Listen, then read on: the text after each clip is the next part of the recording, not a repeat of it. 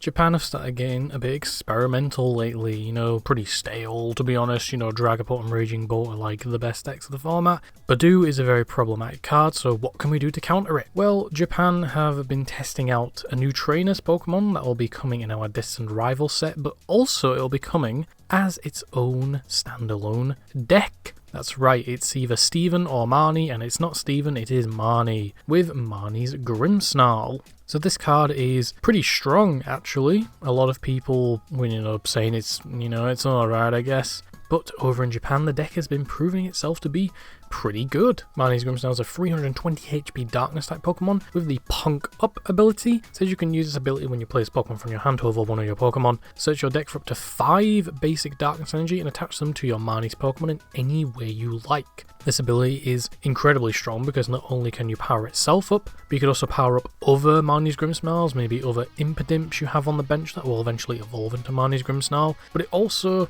allows you to use your manual attachments on other Pokemon, which is something very, very strong. We've seen it in stuff like Charizard, Infernal Rain can just get you fire energy out of the deck, so now you can put your manual attachment on something else, which is always very, very strong. And because of that, you can, manually attach a Darkness energy onto something like Monkey Dory, which the deck has been playing at multiple copies because, you have such a powerful ability that allows you to do something, like that. Plus it says up to 5 basic Darkness energy, so you don't have to accelerate 5, you could accelerate, just 2 onto itself. You could accelerate out maybe 4, so you could put 2 on itself and then 2 on another Impidimp.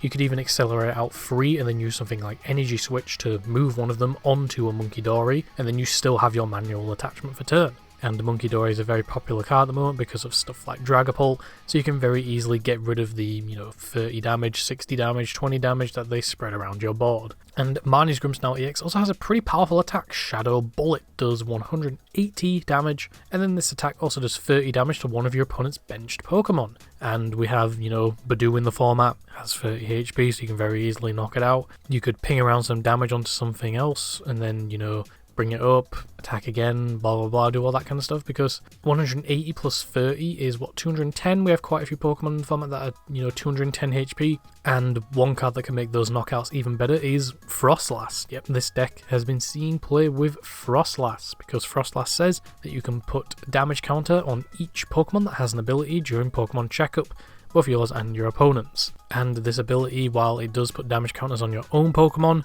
you have Monkey Dory, so you can very easily just move those damage counters off, and it's basically free damage onto your opponent's Pokemon. Deck lists have also been playing, stuff like Maractus, which can easily put damage counters on your opponent's Pokemon if it's in the active spot, and it can also lock your opponent's active Pokemon with 1 energy cost, and also do a decent amount of damage at the same time. Plus, coming in Destined Rivals, we have the reintroduction of bench protection with Shaman, which is, kind of a double-edged sword for this deck, really, because if your opponent's playing it, you can't snipe the bench with something like Marnie's Grimmsnarl, but if you play it, then while you're building up your Grimmsnarls, they can't be sniped by bench damage. But currently in the format, we don't really have a lot of Pokemon that can hit the bench. We obviously have Marnie's Grimmsnarl, we also have stuff like Hops Zacian, we have Enzoroark with Darmanitan, we also have Gardevoir with Screamtail, but that's really it. We don't really have as many problematic bench hitting Pokemon in the format as we did last format. But even then,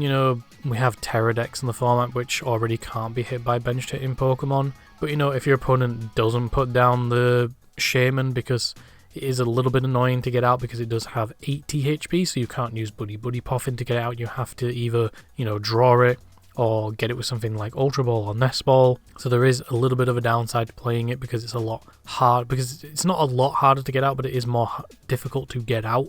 But it does offer you that bit of protection, though it doesn't offer protection to EX Pokemon or Pokemon with rule boxes, so you can still hit, other EX Pokemon, except Terra Pokemon, because they have built-in protection already. So that's another reason why the deck kind of isn't seeing a massive amount of play, because Dragapult can't be hit by bench hitting attacks because it's a Terra Pokemon. Same with stuff like Charizard, that can't be hit by bench hitting attacks. But as we move away from Terra and Stellar Pokemon, the deck will be able to find its niche and will be able to, deal with those, types of decks and be able to hit through them. Because Shaman, unlike Manaphy, doesn't protect all of your Pokemon, it just protects non-Rulebox Pokemon. Marnie's Grimmsnarl though does have, its downsides. It's weak to grass, and of course Teal Mask Ogopon is a thing in the format with Terror Box in the format, which also plays Teal Mask Ogopon. It does have a pretty high amount of HP at 320, it rivals Dragapult, so it is pretty difficult to knock out.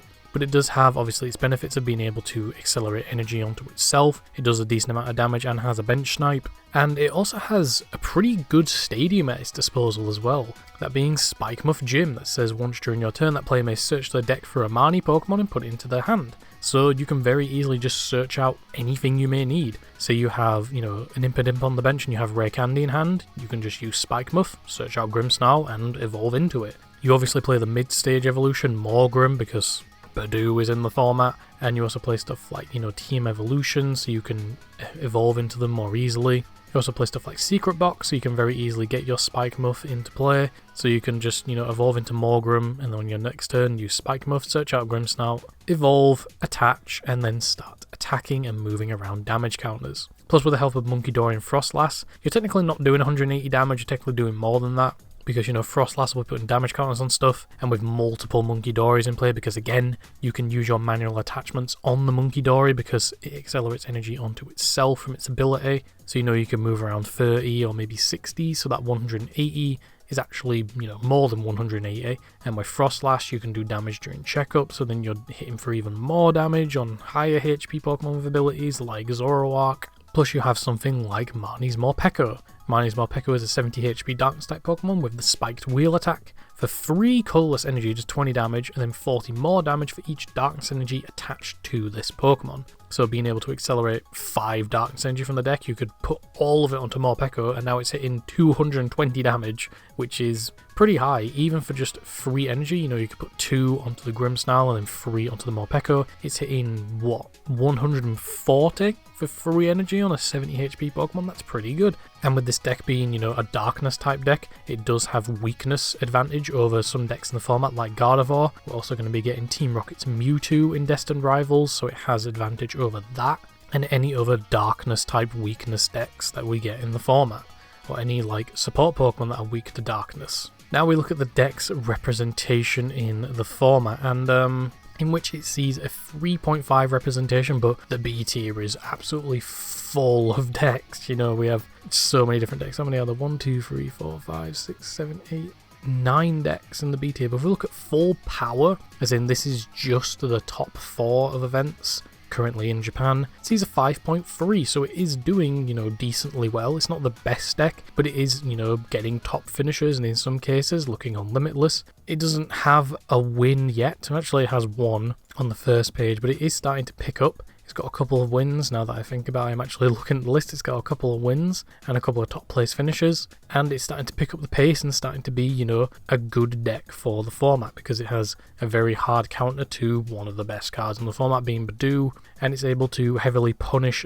decks that rely on abilities like Dragapult. You can put multiple damage counters with Frostlass on Dracloaks and then knock them out with Grimmsnarl by hitting that 30 bench. And we have a lot of other decks in the format that, play abilities. Abilities are a very important part of the Pokemon TCG. So this deck does have its counters towards itself, but it also does have counters towards other decks, and can play pretty well in the format, as we've seen. It might be a sleeper deck for the next set, because it's only just started picking up steam in Japan, and they've had, Marnie's Grimmsnarl for however long now. How long ago did Hot Air Arena come out? Like a couple of weeks ago, and the deck has only just started seeing play because people have realised, hey, this card combined with these other 2 cards is pretty good. And hopefully the deck sees that type of representation of that type of play in the format. I've seen other people talking about it on Twitter and, other social media places, is that this deck is actually, pretty decent. It helps deal with one of the most problematic cards in the format, and it's just got so many tools at its disposal, and it can use some pretty powerful Pokemon that help counter those top decks. And the benefit about this deck, Marnie's Grimmsnarl, is that it's not only just coming in Destined Rivals, but it's also getting, a Battle League deck. So you don't even need to worry about, picking up all the cards from Destined Rivals. You can just buy the Battle League deck and then just edit it a bit to turn it into, this. In fact, looking at the, what you get in the Battle League deck, you get 2 copies of Morpeko, you get 3 copies of Morgrim, you get 2 Grimmsnarl, so you may need to get an extra one. You get 4 Impidimp, you get some, you know, decent supporters and some decent item cards. You get 2 copies of Spike Muff, so you can, you know, you already have them. I think most deck lists play 3 Grimmsnarl, so you may need to pick up another one.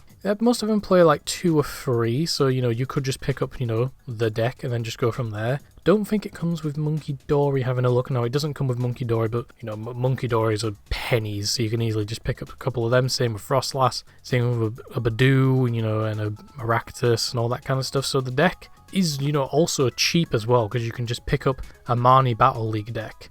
You have, you know, pretty much a lot of the stuff that you already need. You just need to pick up a couple of things here and there. It doesn't even come with an A spec, so you might need to pick up an A spec. Most of them use reset stamp, so you know you can very easily reset your opponent's hand if they take a knockout. But yeah, the deck is very cheap and also very easy to build. Again, you can just buy the Battle League deck and add a couple of cards into it, and there you go, you pretty much have the deck that Japan is playing. So it's not only accessible to, you know, new players, but it's also a good accessibility for people who want to play multiple decks, or people who are not looking to, you know, spend a bunch of money, because you can just, I think they retail for like £30. I don't know what that would be in dollars, probably like $30. That's not an equal conversion rate, but, you know, that's what this country's like.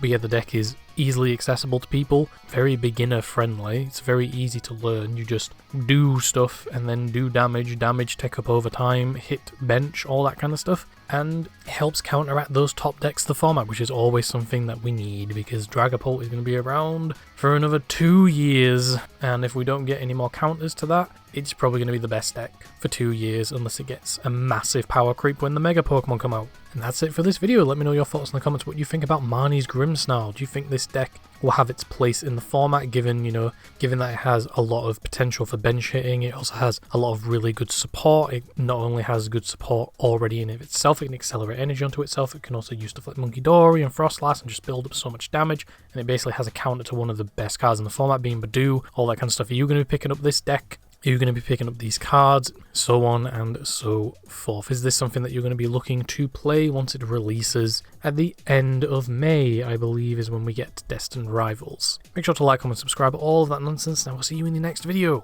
whatever that may be. Take care.